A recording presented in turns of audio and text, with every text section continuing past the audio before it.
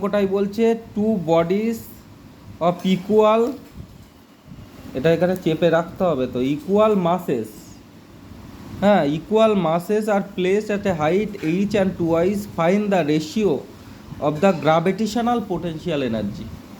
Potential এনার্জির formula হচ্ছে কি, পোটেনশিয়াল এনার্জিকে আমি পি লিখি, পি মানে কি বললাম, পোটেনশিয়াল এনার্জি।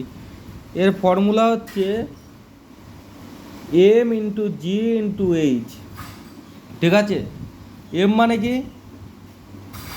মাস, জি মানে গ্র্যাভিটি, আর এইচ মানে হাইট, ঠিক আছে।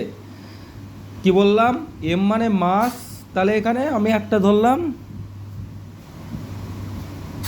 পি ধরলাম। এবার আমি ফার্স্টে পি ওয়ান, ফার্স্টের পোটেনশিয়াল এনার্জি ধরছি, p one is equal to, আচ্ছা প্রথম থেকে ধরো p one is equal to কি, M one G H one, p two is equal to কী হবে,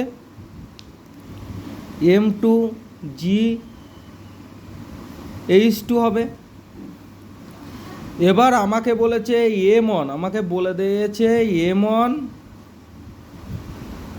বলেছে m one is equal to M two, বলছে দুটোর মাস সমান, এখানে বলে দিয়েছে দেখো ইকুয়াল মাসেস, দুটো বডির মাস সমান, তাহলে M one is equal to M two, এটা ইজ ইকুয়াল টু আমি এম ধরলাম, ঠিক আছে।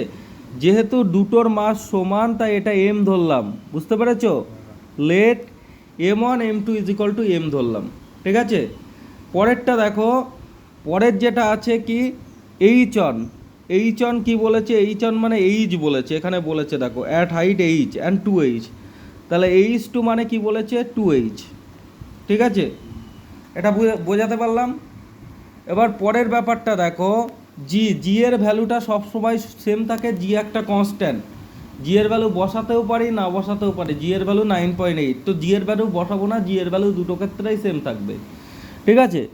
এবার P E one is equal to কি এম ওয়ান, এই যে formula M one G H one, তো এম ওয়ানের জায়গায় আমি কি বসাবো এম, এই যে M one M two is equal to M ধরেছি, তাহলে এম বসালাম, জি মানে জি লিখে দিলাম, কারণ জি এর ভ্যালু দুটো ক্ষেত্রেই সমান হবে, ঠিক আছে। আর এইচ এর ভ্যালু কত, এইচ ওয়ানের ভ্যালু এইচ।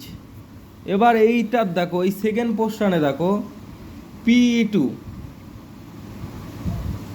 এখানে কি বলেছে এম টু, এম টু মানে কত, এম টু মানে এম, দুটোর মাস সমান বলেছে, জি এর ভ্যালু কনস্ট্যান্ট থাকে, জি লিখে দিচ্ছি, জি এর ভ্যালু যদি আলাদা হতো তাহলে সেটা বসাতাম, কিন্তু দুটোই যেহেতু রেশিও বের করবো কনস্ট্যান্ট, তার জন্য জি এর ভ্যালু জি রাখবো, বুঝতে পেরেছ। এবার তারপরে কি এইচ টু, এইচ টু মানে কি টু এইচ, হ্যাঁ এই যে H two is equal to two H অঙ্কে দিয়ে দিয়েছে। এবার দেখো P one by P E two, এই দুটো রেশিও বের করছি, রেশিও বের করা মানে কি m into g into h, আর এটা কি m into g into two h, h h কেটে গেল, জি জি কেটে গেল, এম এম কেটে গেল, তাহলে 1/2। এইবার যদি এটা রেশিও আকারে নিয়ে যাই, তাহলে p one is to p two is equal to 1:2, বোঝাতে পেরেছি।